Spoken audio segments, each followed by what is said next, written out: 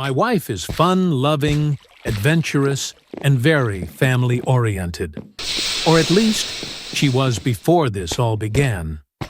Very early in our relationship, she made it clear how important having a family was to her. This scared me a little bit, but I wasn't opposed to kids, and we had such a great time together. We hiked, camped, biked, and simply enjoyed being outdoors.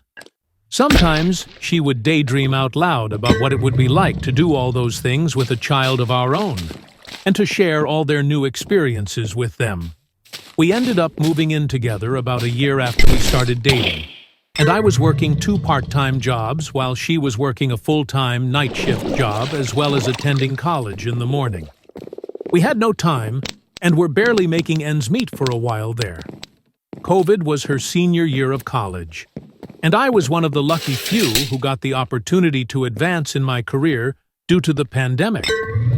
We got married and saved all of our extra cash, and were fortunate enough to buy a house while the market was still way too hot. It was definitely a fixer-upper, and it's still presently a work in progress, but it was our own place to do with as we pleased. 3 bedrooms and 1 bathroom. We imagined what life might look like with those rooms filled. Then, we had our first son. Postpartum was a hard season, as neither of us slept much with a newborn, and my wife struggled with postpartum depression. But after the first month and a half, we had longer bouts of sleep and some actual time for our little family. We live in a state where both parents get 3 months off, paid, for bonding with the new child. So my wife set up a handful of trips, and as a family of 3, we hiked and camped and went to the beach. It was great, and felt akin to the beginning of our relationship.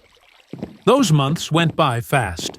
Soon we were back to the slog of full-time jobs, and now navigating daycare drop-offs and pickups. Where we would normally sleep in on the weekends, we now were up early with our baby.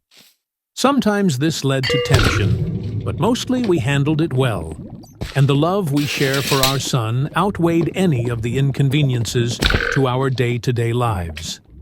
It's an adjustment period for sure, though, as you continually practice putting the needs of another being above your own. But it's so rewarding. Our baby boy turned 1, and my wife wanted to begin trying for another baby. I had no complaints with that request. That experience was much different than the first. This time, it took many months